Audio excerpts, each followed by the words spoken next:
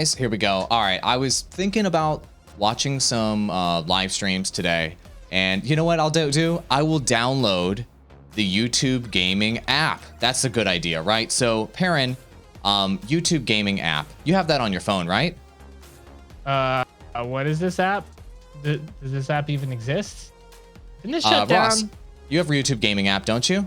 Oh no, it shut down. YouTube gaming doesn't exist? What? When did this happen? When did this happen? There are so many myths about YouTube gaming, such as YouTube gaming exists.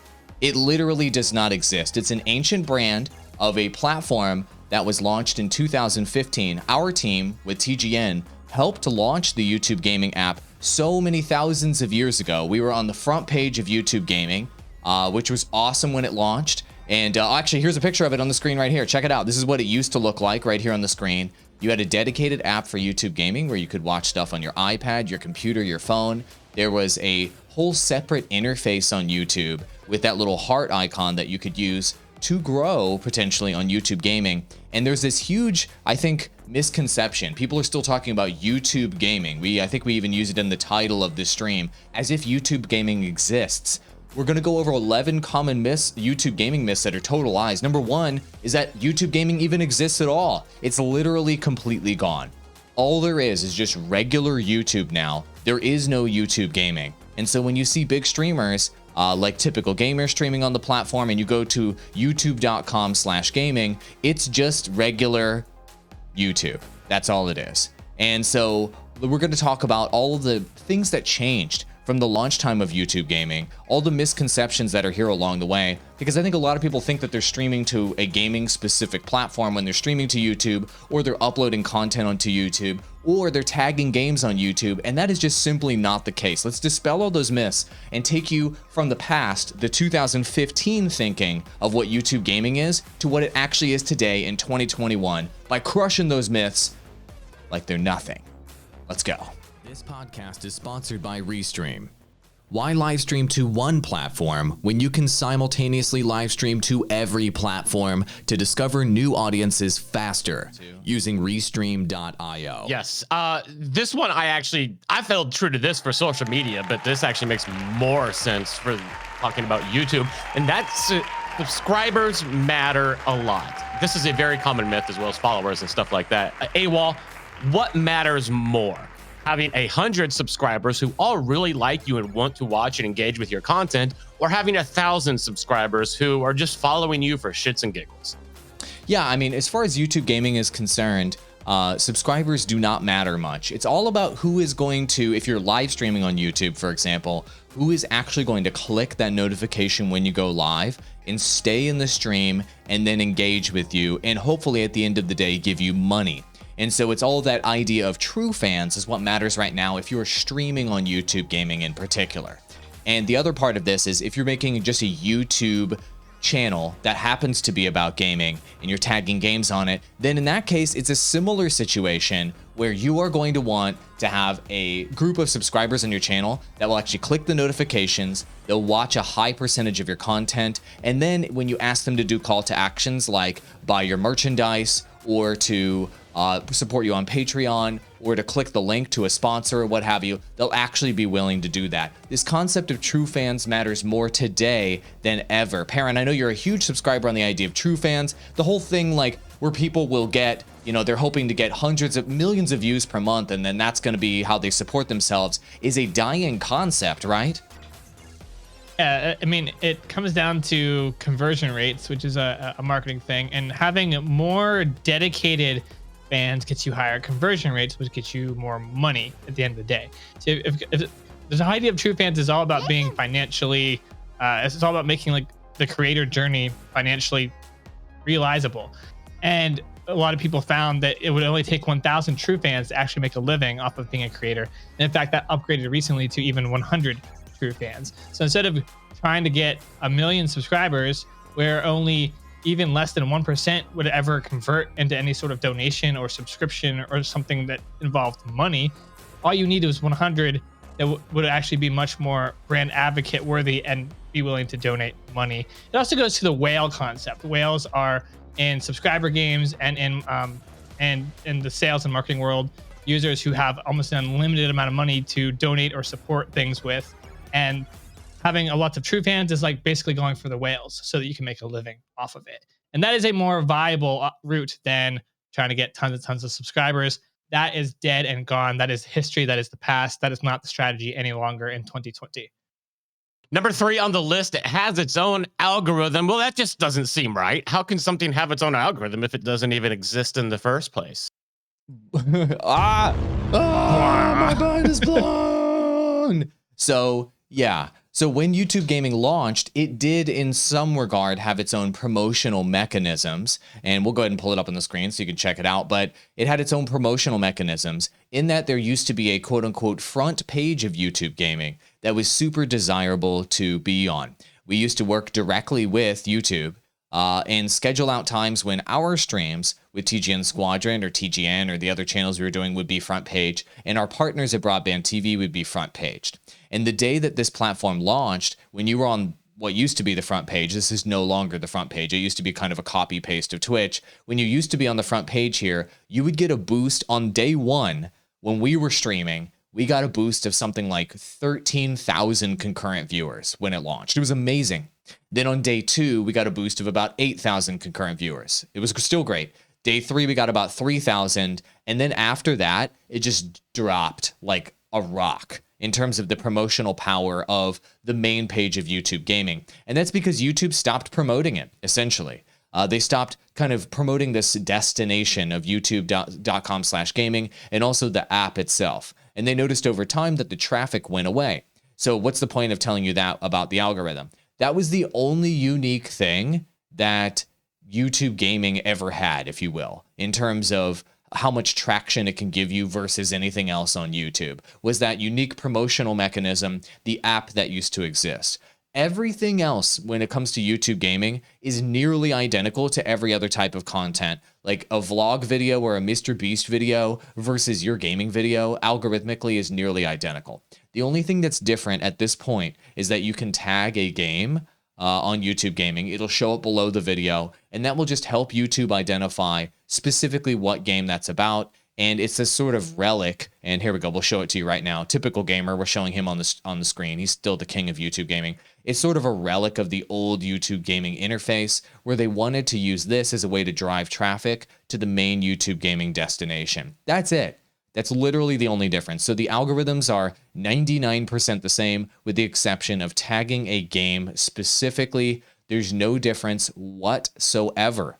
So that's that. So stop thinking that YouTube Gaming, you need to crack the gaming specific algorithm. No, you need to go after the main algorithm. And what are the main drivers behind that algorithm? It's really, really simple, right? You need to get a high click-through rate.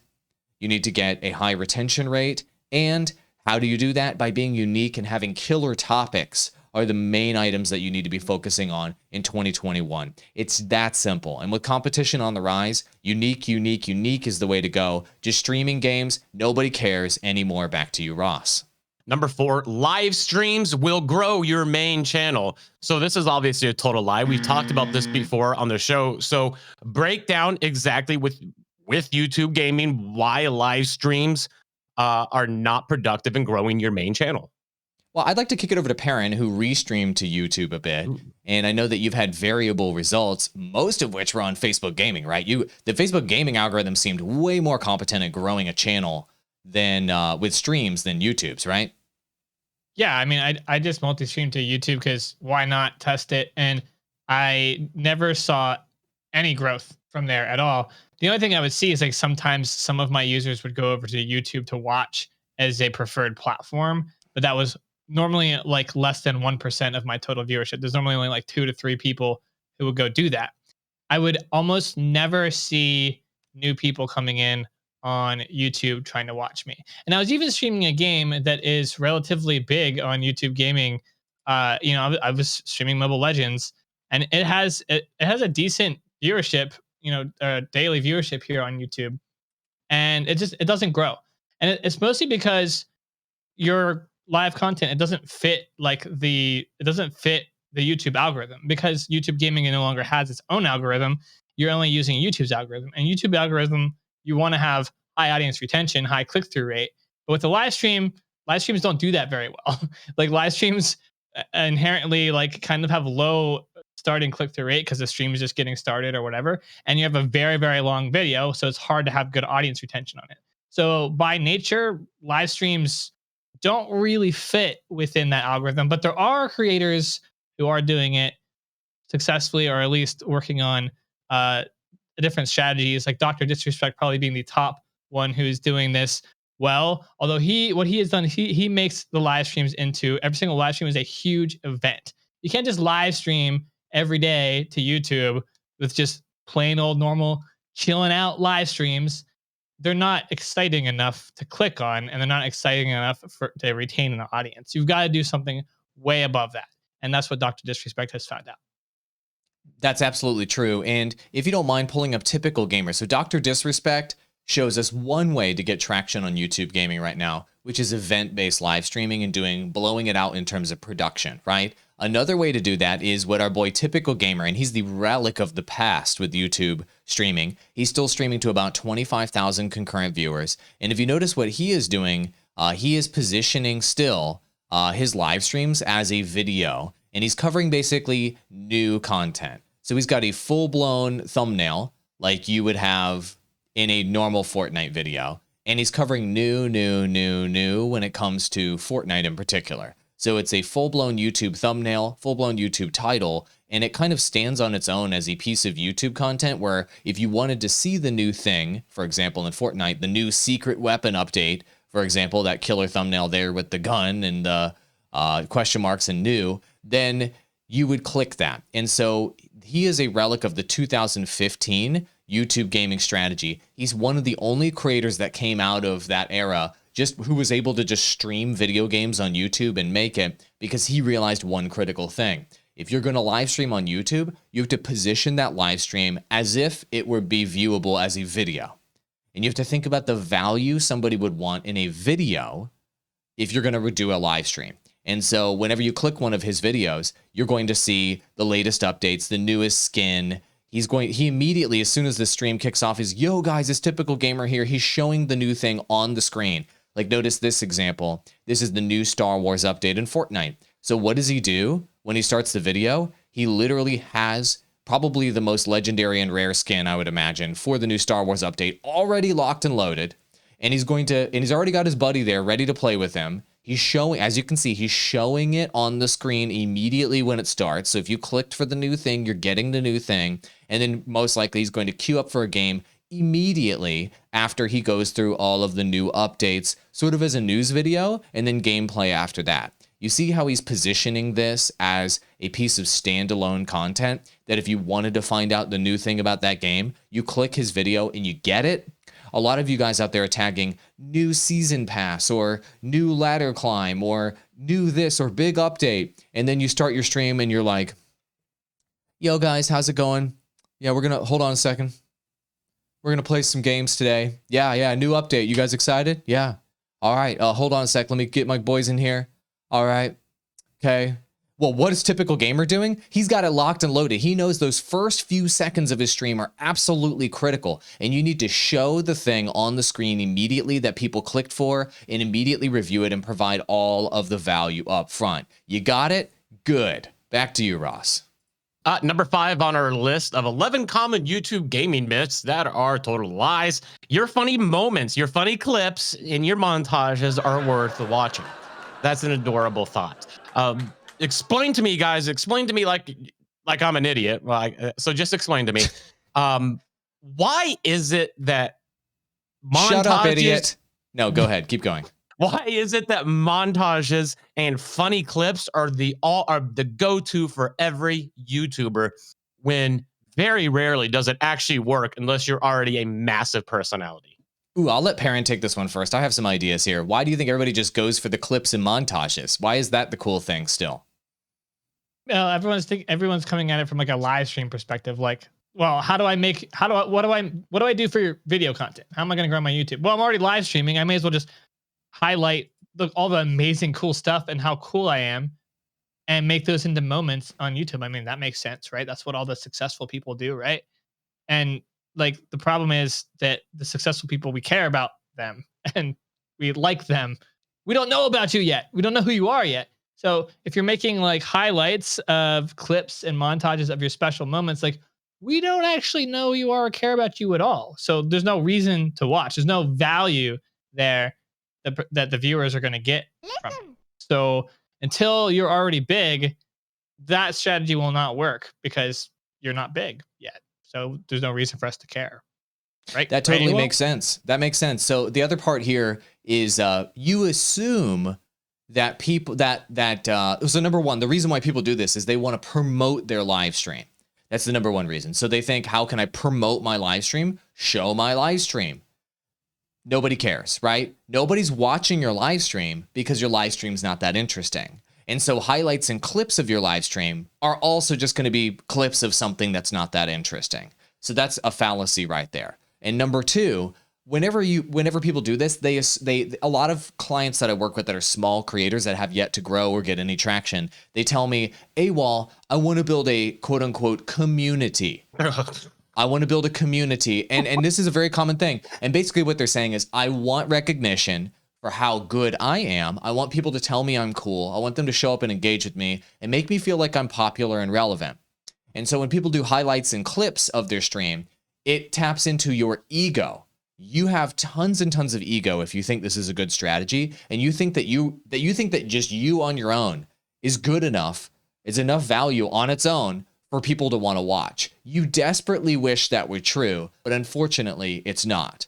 And so what I'd like you to pull up on the screen right now, Perrin, is iFerg's strategy with his channel. He doesn't do this necessarily. He creates kind of edited content that provides value. And I want to show the difference between a guy like his montages and his clips versus the ones that you are attempting to do. And here's what I mean by that. So, oh, nope. Could you go back, please? I want to see the titles and thumbnails. Awesome. Yeah. So with his clips, he is telling a story of something interesting that happened in his videos. So it's not just a funny moments montage or a bunch of clips. He creates a story of something that was actually interesting, that is valuable to the audience, and then people will click for that value. So for example, how I became a pro sniper in 24 hours of COD, secret tips. Why would you click that? There's tons of unique value, right? How can somebody become a pro sniper in 24 hours? The tips, you're going to learn what this amazing player is actually doing. And in the video, he's going to do a breakdown start to finish, telling a story of how this thing began and where it ended up at the end. That's a piece of very valuable content. It's not just a montage of quote unquote funny moments that happen with memes on the screen and it going and stuff like that, which is what a bunch of you guys are doing. A lot of you guys out there that are creating montages just think you can put memes in your montage and it just will make a piece of trash content more entertaining. You're basically just, putting makeup on a pig, basically. You're putting lipstick on a pig. Like, your content at its core is not interesting. And so you putting memes or funny edits or funny music or extras on top isn't going to make your bad content good. So you need to think about why do people click content related to that game? You need to be providing them education value, providing them some sort of extreme like best or worst. You need to be showing some sort of challenge. You need to be doing something unique that no one else is doing. You need to show them something that they recognize that will get them to click, like a celebrity or an insanely interesting character, or shows them something brand new. Those are the 6 values that people will click for, not your stupid funny moments or your memes or the fart noises or the hilarious music or all the time you put into those edits. And nobody cares about your community. I'm so sorry. Nobody cares about community. Community is over. Stop thinking about community. Back to you, Ross. Sorry to burst everybody's bubble, but it's true. Community is a worthless term. Coming from the head of community, and you used to be a community manager for me. Yes, that is correct. Another thing to take into consideration with your funny moments is context. I've seen it a lot where you go and you open up, oh, this is going to be an hilarious moment, and it's just a clips of short little clips of what they thought was funny during their live stream, no context to any of the jokes whatsoever. context is important. Of course, it's going to be funnier to you because you were on the live stream. You saw how it played out in total. Your audience is not going to understand that if you just throw it into a separate video with zero context whatsoever. It's not funny, and it's also not even enjoyable to watch. We are doing a giveaway, really quick, though. let me show an example here. The context on this one, if you just go back toward the beginning, like go back like 30 seconds, Perrin. The context, you're so right about context. So the context on this one was how I became a pro sniper in 24 hours. And so what you're seeing on the screen, as soon as the video starts, he starts out the video being like, okay, I guess I'm going to play today. And then all of a sudden, snipe, snipe, snipe, snipe, snipe, nailing like trillions of headshots. And he's showing in the past, you saw that clip there? The black and white clip, that was him in the past missing his snipe shots. And then he shows in the current, in this new scenario he's showing in the video, now he's hitting all the snipe shots. He's literally showing context of the past versus the present versus the future. He literally puts starting point on the screen. Do you see the context? Like you just said context. Yeah, that's all this video is. It's all context and storytelling. That's why people are watching his funny moments montage and why they don't care at all about yours. Back to you, Ross. Great point, Ross. Thank you, AWOL. That was very kind of you. Our gaming creator bundle giveaway is something that you do need to enter, and you don't need much context for that. All you need to do is go to the link I'm dropping in the comments, sign up. It's free to sign up. You have a chance to win a Rodecaster Pro podcast production studio, a Procaster microphone, a professional studio boom arm microphone, shock mount, a pop filter, a 3-month Restream.io standard license, and a 3-month TubeBuddy Legend license. This is all stuff that we use, and we use it every single day. It is some of the best quality production gear that you can get, and you have a chance to win it for free. We're going to be giving these away all year. So moving down the list, number 6 is you can't be successful as a YouTube gaming streamer. You have to use Twitch, essentially. I was looking at this one before the show. AWOL, can you pull this out in a little more detail so people understand? I feel like you don't understand it. You're like, what did we mean when we put that in the script? we only plan 30 shows at a time. I don't remember the meaning to all of them. Yeah, so the idea is that only Twitch streamers make it big, and it's very rare that anybody makes it big on YouTube. And as we've seen from the quarterly reports over and over and over again on YouTube, it has been accelerating drastically and very, very quickly in terms of minutes watched and in terms of platform growth, to where if it continues on this trend right now, it's going to be approaching Twitch. And so the idea that it doesn't have enough viewership to rival Twitch or to be viable is absolutely preposterous. Perrin, let's just show some of these numbers on the screen. We don't just like to provide opinions, we like to show facts. Break down these numbers for us so everybody can see what's actually going on YouTube, not what hearsay is happening on your Discord server. So hours watched for YouTube, and this is Streamlabs Q4 2020 report with Stream Hatchet. I mean, YouTube gaming has been on the incline since Q3 2019, and it hasn't stopped. There's actually been a very, very consistent line going up from about 700 million to now 1.9 billion. It's billion hours watched. Billion. Yeah. That is billion. That's a lot, going from 700 million to 1.9 billion hours watched. And that's a little over a year. I mean, it was increasing at one point in Q1 2020. This is the COVID bump, from 1 billion to 1.5 billion in a single quarter. From a 50% increase as soon as COVID hit. And then there was another 50% increase in hours watched on YouTube gaming in the next 2 quarters. Like it didn't slow. That's the remarkable thing to me, bro. When I see these numbers, it didn't slow down. It just kept going up. Oh, but here's the money number, right? The number of average viewers watching on the platform at any given point. Tell our viewers what that looks like. These are facts, dude. These are the facts that matter. So this is nice because at the exact same point, this Q3 2029 point where everything started increasing, when YouTube gaming made, actually, I think that's about when they closed it down. We'll have to look at the date on this. May 2019. Yeah. That about coincides with when they actually closed down the YouTube gaming app, and they did something here, but it accelerated average concurrent viewership growth at the same rate. So at Q3 2019, it was at 328,000 concurrent viewers for that quarter. And now in Q4 2020, they're up to 871,000, rapidly approaching 1 million. So to put that into context, that's double what Facebook gaming has right now. YouTube gaming kind of consistently having better growth with the average concurrent viewership.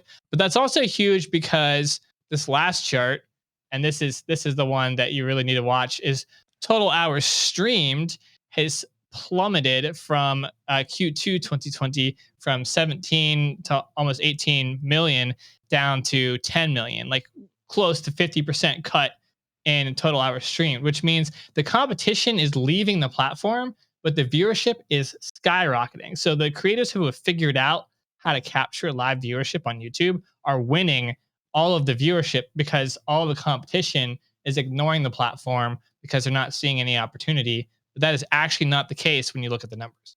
That's insane. So let's just do a quick recap on that. Basically, what you're saying is the amount of competition on YouTube in terms of hours watched, you just saw the numbers, went down by about, what was it, 70% or so? Let me see these numbers. It went down, by about 60 to 70%. Yeah, 40%, sorry, Something 40 like to 50%. that, yeah. But the amount of viewership during the same period of time went up by about 50%.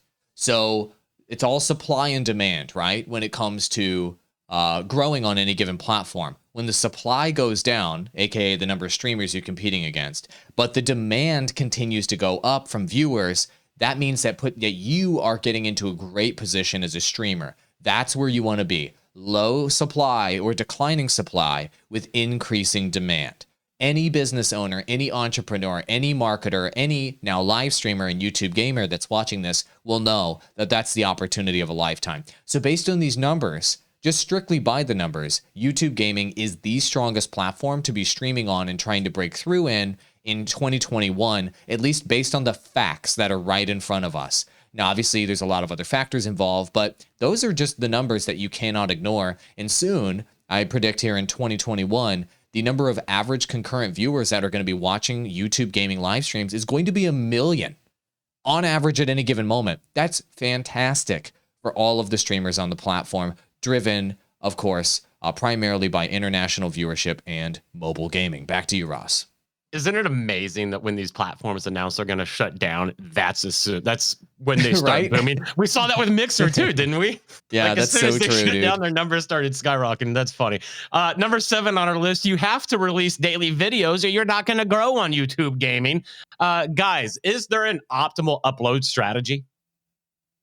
Yeah, I can talk about that a little bit. If you don't mind pulling up my coaching website too, Perrin, I want to talk about that too. So a lot of people come to me and they're really confused about how often they should upload and what they should be uploading on their channel.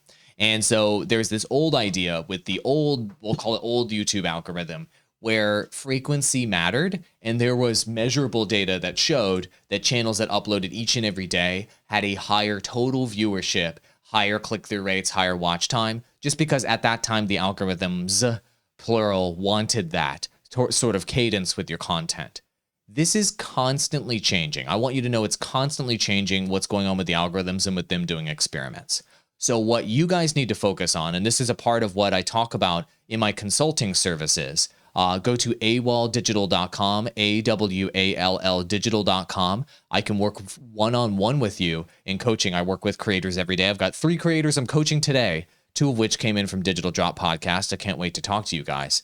And what the reason why it's important to talk one-on-one about your strategy, or at least to think about yourself separate from the algorithms, is that it's all about getting, like we mentioned earlier, that super high click-through rate and that high audience retention for your videos. And so the way to do that is to plan out better content, to plan out more unique content, and to provide more value for your viewers with each and every video that you're releasing.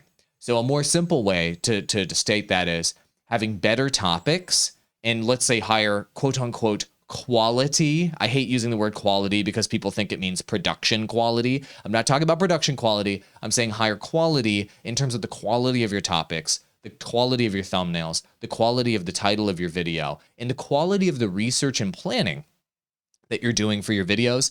That matters the most right now. So just pumping out a large quantity of videos on YouTube is really helpful when you're getting started and you're trying to figure out what your niche is. But once you've actually figured out what your niche is and you've got a winner and you've got something that's performing better, it's time for you to double down on that. And that's part of what I talk about in my consulting services, awalldigital.com. And I'd like to add, I don't want this episode to go too long. I'd like to add that's one thing we're doing here on the Digital Drop podcast. We're taking our own advice. We went with a super high quantity content strategy. We are doing 4 video podcasts per week. We are psychotic. And one of the reasons why we've done that is because we know that that's going to help us more quickly identify what our niches are that are going to help us break through with our content. As you can see, our content pipeline is on the screen. You can literally look at it. We are psychos, dude. We are doing full-blown scripted videos with 3 collaborators and clips channels every single day with custom thumbnails. We're kind of crazy.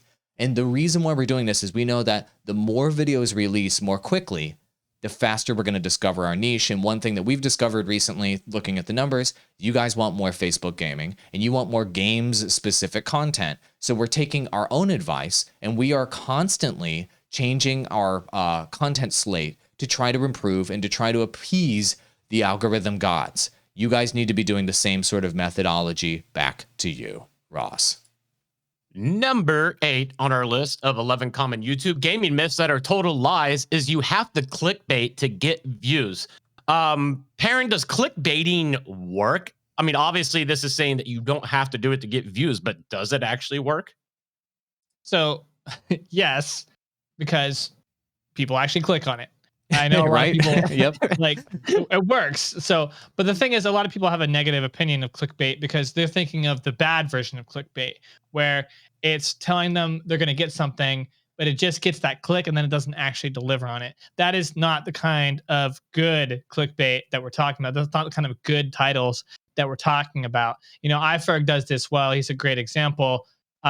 You click, then you actually deliver on what you clickbaited. That's the best form of it. So you're promising something in the title and you deliver on it. It's very, very important that you deliver on it because that will improve your audience retention, which you also need as well. So a lot of people hate clickbait because they're used to clicking on something and it being disingenuous, where they just get the click and then it's not anything about that at all.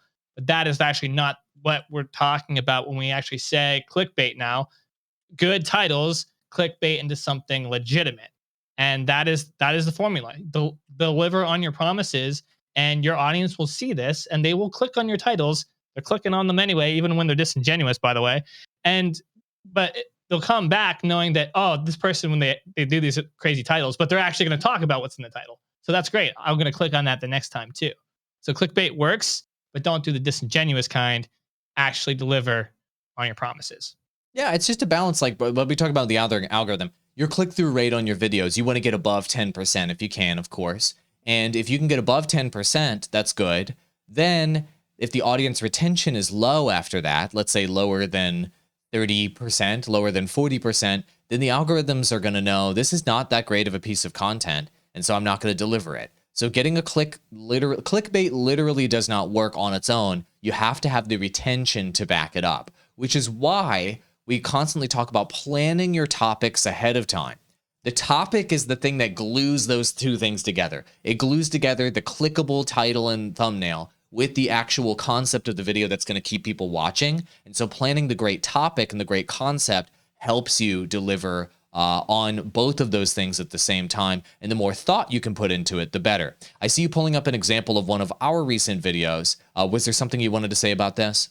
Just showing the initial click-through rate here, where we want to be in the 10s and the 11s. Like this shows that our title and thumbnail delivered on the promise, and you can check that by going to the audience retention.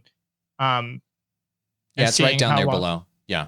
Right down here. Seeing how long people percentage viewed and how long their view duration was. Now these are longer episodes because we're doing a full podcast. So, but having a 7-minute view duration is pretty damn good.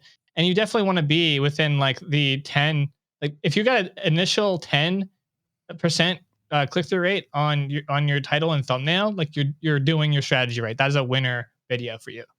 Yep, that totally makes sense. Try to get over 10. And then with retention, the goal is always to just do better than the previous video. That's it. Just do better than the previous video. You don't even have to hit 10. If you're currently getting 4, get up to 5. Then once you're hitting 5, get up to 6. Once you're at 6, get up to 7.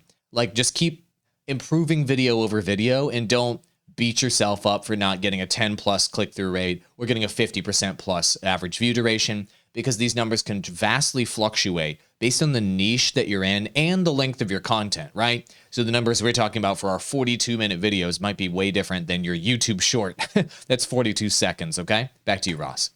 Number 9 on our list, you have to get likes and comments on your video for it to quote unquote hit the algorithm. See, I think this is actually true. Otherwise, why would so many people just scream at you at the start of their videos to like and comment?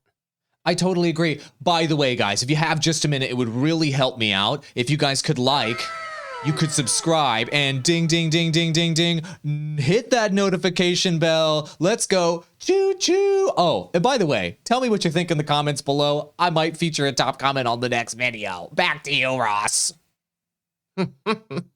We are brought to you by Restream.io. Stop streaming to one platform and just start streaming to all of them. We're on DLive, Trovo, Twitch, Twitter, and Facebook right now. And you can do it too just by signing up for Restream.io. I'm tossing the link in the comments. Go to that, get 30% off your first month, and start focusing on growing a fan base on every single platform. Number 10, to grow, you only have to cover popular games that big creators are covering, right? Perrin, you're all about doing what everyone else is doing. Mobile Legends is what PewDiePie's playing, right? Yeah, I mean, in order to be successful, the only model that will ever work is the ones that have already worked, right? I mean, that's the only way you see success ever in the world is by emulating everyone's past success and exactly how they did it. No, of course not. I mean, that's why Elon Musk made that's why Elon Musk made a horse and carriage company, right? Like, I heard that these horses pulling these vehicles that have wooden wheels on the back, that is the hottest technology ever, right? So Elon Musk is doing that, right? So we've talked about the 80-20 rule in the past, where 80% is your content that works and 20% is the new. There's always something new to be discovered, and there's always a new way of doing things. And then we're joking about that here a little bit and being a little bit sarcastic, but that is the case. If you're doing what the big boys and girls are always doing, you're always going to have to compete with the big boys and girls, and they're going to beat you every single time because it's almost impossible to unseat someone once they become number one. So how do you do this? You be innovative and you come up with ways of competing or grabbing audience where there is less competition. This goes back to supply and demand, and this goes back to rising trends that people aren't the big streamers aren't paying attention to. Most big creators don't care about mobile gaming, but mobile gaming is on the rise by a massive margin and by a massive viewership. Free Fire being one of those main titles, and almost every single large creator is completely ignoring this game.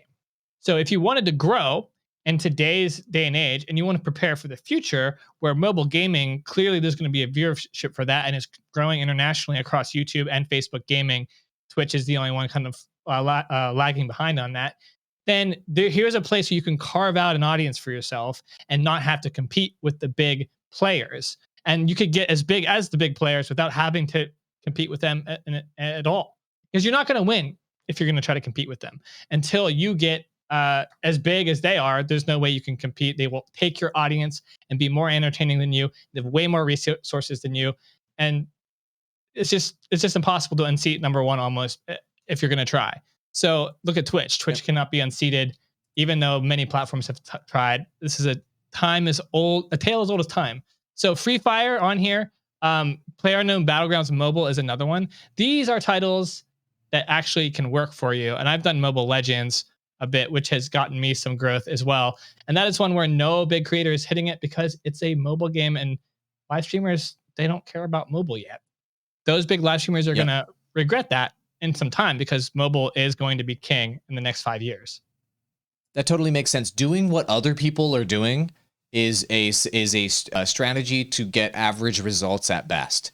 If you wanted to break through, you need to take a risk. You need to be unique. You need to be ahead of the curve by a couple years, potentially. That's how we're all sitting here at home doing our jobs and being able to make a living for the last 10 years working from home, is that we were ahead of the curve. We jumped into social media and YouTube gaming and this whole space, Twitch streaming, gaming streaming, online advertising, when it was a joke. When people said that Twitter is just for posting pictures of your food. People used to say that about Twitter. When people said that YouTube is just for funny cat videos, that's literally what they said when I was quitting my job to go full-time on YouTube. So if you are jumping into something like mobile gaming and people are saying it's a joke or it's not real or you shouldn't take it seriously, but the numbers and the trends say that you should take it seriously, that is confirmation that taking a risk and making a move there could pay off dividends in the longer term. But you have to push through that period of time when people are going to tell you you're stupid. You have to push through that period of time when people are telling you that, why don't you go do this other thing that's a quote unquote smarter play? And if you could push through that a few years down the road, they're going to be playing catch up and be like, oh crap, well, what do I do to cover mobile games? And you're going to already have you're already going to know how to produce mobile games. You're already going to have a mobile gaming audience. You're already going to have sponsorships, and you're just going to be years ahead of them, and they will become the dinosaurs, and you will become the next folks that get to go full time doing what you love for a living. Back to you, Ross. You have to be good at video games for people to want to watch your content.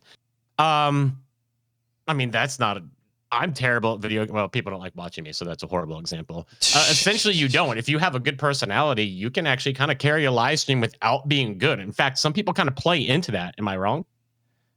No, I mean, we got Dr. Disrespect on the screen. Mm-hmm. He is not better than anybody who just is a regular gamer. Like, he's like, you know, if we have a spectrum of 0 being, you know, your grandma who's never played before, and 10 being, you know, Shroud at first-person shooter games, Dr. Disrespect is like a 6, maybe a 6.5 if you're generous, right? He's just like, you know, he plays first-person shooters a lot. He's pretty good at them. He's not great. He gets carried by Z-Laner and these other pros he brings on there all the time. And you know what? He's just good enough to where you can continue to watch him and it can be exciting. That's really the bar that you need to hit, is just being good enough. Like, putting in the work to be like pretty good at the game, not absolutely freaking terrible, and then people will watch you for hours if you have unique value to add on top of that. Now, some people, you're right, will play it up and, you know, play it up about how bad they are at the game and make that into a bit. That's fine. Most people won't be able to turn that into a bit because that's pretty tiresome, right? So at least getting better than average at a game is good enough, but you have to think about what's the value on top. And the value on top can be teaching people something, doing something unique, going through insane challenges, all the things I was talking about before, right? Bringing them new content, bringing them all those other things that I told you that viewers want to watch. You have to plan the content out and actually think about what's the value on top once you become above average at a game, which all of you guys that are watching this right now can become above average at any game that you want just by practicing and by putting in just a little bit more work than other people and a little bit of research. I'm not talking about being esports worthy. I'm not talking about being diamond tier. I'm talking about, you know, being like platinum in a game. That's kind of like above, like average is like gold tier, being like above that one notch. That's not that hard. You can do that. Perrin, what are your thoughts on that subject? This is where every Fortnite streamer gets this wrong. This is where every Fortnite streamer thinks that they're going to be the next amazingly #1 skilled Fortnite creator, and they're going to make it big by being the best Fortnite player ever. And this is why you will see leagues and leagues and leagues and millions and millions and millions of streams of Fortnite with 0 viewers. What they think is, if I just get great at this game, I will rise to the top and I'll get thousands of viewerships and I'll be showered in praise and my ego will be stroked and all these good things in my life will happen. No, they will not. And you will never be that good at Fortnite. You will continue to sit there at 0 viewers. And even if you became an amazing god at Fortnite, no one would watch you. Nobody cares. Nobody cares. So because there's just millions of you, and there's so many of you that you're really, really hard to find and discover. You know, going after a game to be highest skill and getting noticed by that is old. That is 2010. That is how this whole thing first started. That is not how it's going now. Just being high skilled is just like you're saying, like the minimum bar. Unless you're actually competing in esports and you can get some notoriety by participating in esports and doing a good job and like getting coverage and getting exposure for your name out there, which is, you know, a way of marketing your name, by the way, then you could do it. But if you're not going to go that route, no one's going to find you because you're not marketing yourself by just being great at this one game. You know what that tells me? That tells me as a streamer, you don't really want to be a streamer. You just want to play Fortnite, and you're just hoping that you'll just be successful by doing it just like everybody else. But you're not really actually caring too much about the stream. You're caring more about being great at Fortnite because you just love Fortnite, which is nothing wrong with that. But then you got to realize your streaming is only a hobby at best, and you're not going to get recognized with that strategy. So one thing you can do, you don't have to be highest skilled. That's not the route anymore. You don't have to be some amazingly skilled Fortnite player to do this. You just have to be average skill. But one thing you can do is be exceptional in your knowledge of the game. That way you add extra value. When people come in, you can answer any question that they're going to have because you're a wizard at the game. You've played it so much. You know, even though you might not be a top tier skill, you can educate everybody else, every newbie, up to a specific level, and that is value that you can provide an audience. That is useful. That is a method to go to get exposure beyond other streamers, because you can actually provide direct assistance to viewers and benefit their lives and their experience in the game. That's just one example. I love it, Ross. What a list. I mean, those were some pretty garbage myths there. I feel like we destroyed all of them permanently and they've been banished to the nether realm. What are your thoughts on that? I agree. Until next week when we see more people doing them after they didn't listen to us.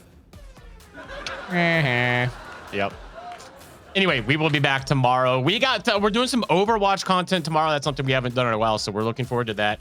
Tune in. We'll be live at 9 a.m., around 9 a.m. Eastern time, or you can watch the replay later on YouTube. We'll see you tomorrow.